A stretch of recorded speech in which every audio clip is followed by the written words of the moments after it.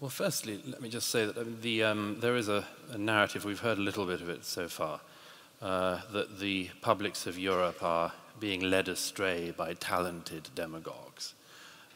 It's possible as well that the publics of Europe have seen a political class fail to get a grasp of very major things or even talk about them, and that the public have noticed facts. And that it's not that there's a meta-narrative that's going around. There are just facts. There are things that we can see with our eyes. There are things that are clear to us, which politicians daren't tread on. And I've had this experience throughout my life. I never forget the time, many years ago, I think when France first banned the headscarf. I've told this story before, of a Labour MP in a studio with me discussing the rights and wrongs of this, and spent the whole time with me. An Iranian friend of mine was also there, explaining why we were fascist and Islamophobic and so on for defending the French Republic's verdict on the headscarf. And we came out, and this Labour MP patted me on the back and said, "Never forget, Douglas, we're all with you." And I said, "Well, what was that all about on air?" You know, which was the more pertinent moment. And he said, "Look, I've got a large Muslim constituency and I can't do anything in this area." And that's what you hear all the time in private. And the politicians, when I say this to them, their eyes go huge. They daren't tread onto this. But there's a very straightforward fact, I'm afraid, on this terrorism thing that has to be confronted. Extremism and violence can come from absolutely any community, pretty much. I mean, even Buddhists, you know, when riled up in certain parts of the world, can become violent.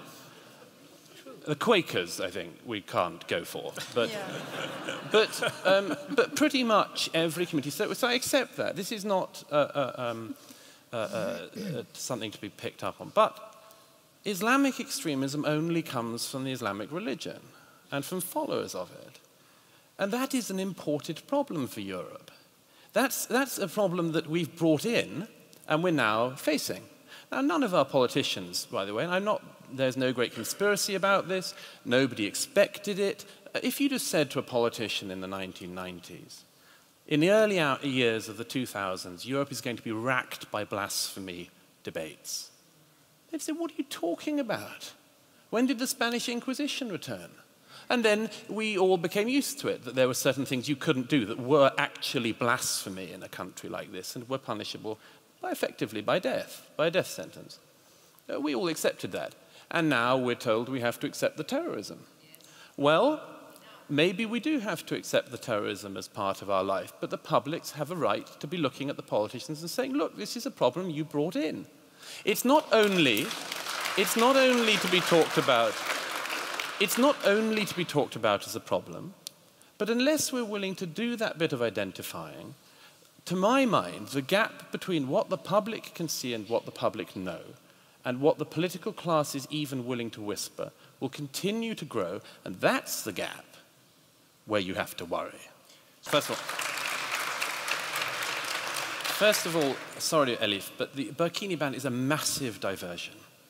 A massive diversion. It was a big mistake for the French state when that happened, I agree, but this is not the biggest issue. The biggest issue is that just up the road, again, a few days ago, 3 men with machetes went through a London street hacking at people saying this is for Allah. Okay? That's our problem. And this is always the way with this. We always have diversions, and some of these diversions we bring upon ourselves. But let me just get back to the main point. We have had historically massive issues in Europe.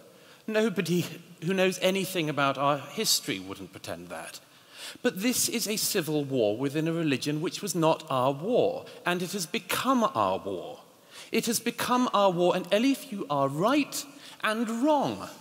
You are totally wrong to say that there isn't some agreement on this. If you are a Muslim and you follow Islam, you believe that the Quran came from God, and you believe that what is in it is at least very hard to run against.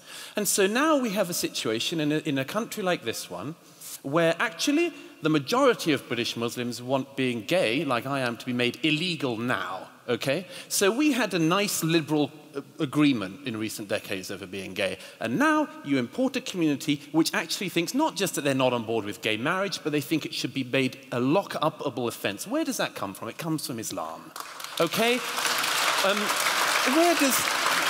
where do all these things come from? They come from this, and I'm sorry, but it is a much worse problem than we think. Okay, one poll last year showed that 50% of British Muslims would not go to the police if they knew somebody involved in an ISIS-like group was around them. Another poll showed 2/3 of British Muslims saying they would not go to the police if they knew somebody involved in extremist activity. What the hell are we doing? What the hell are we doing in ignoring that?